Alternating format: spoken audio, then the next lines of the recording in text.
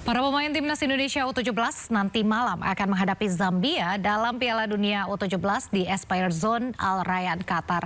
Dan untuk membahas Garuda Muda di level tertinggi turnamen sepak bola dunia tersebut, sudah ada pengamat sepak bola M. Nigara. Selamat sore Bung Nik. Selamat sore Nadia. Oke Bung, bagaimana nih Anda melihat peluang timnas U17 di Piala Dunia ini? Apakah berada di grup H dengan Brazil, Honduras dan juga Zambia ini adalah lawan-lawan yang berat? Berat, harus kita akui bahwa ini lawannya berat ya. Nah, tetapi saya pertama sekali mengucapkan terima kasih sekali kepada anak-anak karena mereka tampil di Piala Dunia ini karena lolos ya. Bukan karena hadiah sebagai tuan rumah gitu seperti yang lalu itu. Karena mereka ini sekarang lolos sehingga mereka bisa tampil di Piala Dunia U17. Dengan kondisi seperti itu maka situasinya anak-anak ini sudah melakukan uji beberapa kali coba dan hasilnya sangat baik ya, memuaskan. Dan saya terutama berharap malam ini anak-anak bisa memberikan yang terbaik untuk bangsanya gitu. Meskipun tentu saja tidak mudah karena kita tahu Zambia sama dengan beberapa negara-negara di Afrika yang mengandalkan kecepatan, ya fisik juga mereka sangat luar biasa dan power mereka juga tinggi gitu. Nah, tetapi anak-anak kita sudah berkelana cukup lama di tangan Nova Arianto dan mudah-mudahan bisa memberikan yang terbaik. Begitu Nadia. Ya baik Bung Nik, kita bicara tentang pertandingan malam ini. Zambia kan seperti yang Anda bilang tadi memang dikenal dengan bermain cepat, fisiknya juga, staminanya. Lalu strategi apa yang sebaiknya diterapkan timnas Indonesia U17 nih untuk mengimbangi mereka? Ya kalau ditanya saya tentu berbeda dengan apa yang akan diterapkan oleh Nova Arianto. Sebagai pengamat saya berharap anak-anak bisa melakukan counter attack. Tetapi dari tadi reporter sudah mengatakan bahwa Nova Arianto akan bermain 4-3-3. Artinya 4-3-3 ada penyerangan di dalam situ. Kalau saya lebih baik menggunakan counter attack. Ini kalau saya gitu. Tetapi sekali lagi yang mau menerapkan permainan ini adalah Nova Arianto. Jadi dialah yang paling tepat. Kalau menggunakan 4-3-3, pasti dia sudah punya perhitungan-perhitungan sehingga anak-anaknya mampu melakukan hal itu gitu. Sehingga apa yang diharapkan oleh kita mudah-mudahan bisa tercapai. Jadi memang melawan Afrika itu agak sulit kalau kita mengandalkan fisik karena mereka fisiknya sangat kuat gitu. Begitu Nadia.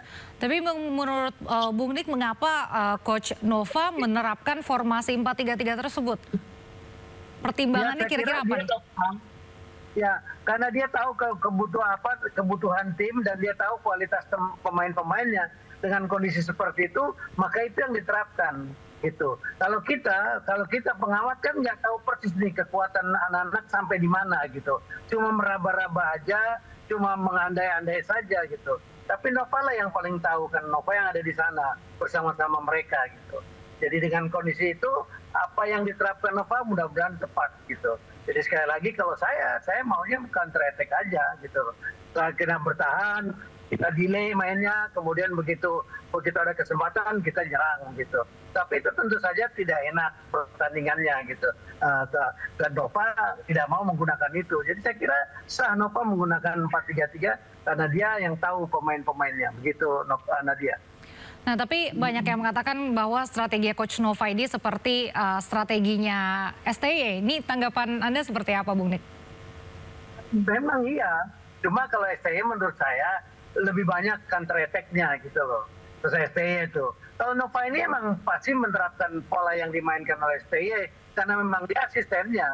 Dia menerima warisan ilmu dari Sintayong yang sangat banyak gitu. Dan saya kira tepat sekali dan ini dia bisa membuktikan bahwa Indonesia lolos ke Piala Dunia gitu. Ini kan kita tampil di U17, kita tampil untuk kedua kalinya. Yang pertama kita kena tuan rumah gitu, yang kedua kita lolos.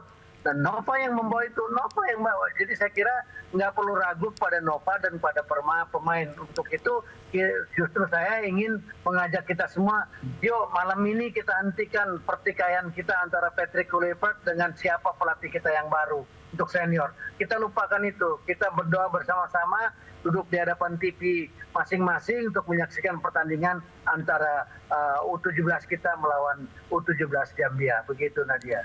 Baik, Bung Nik.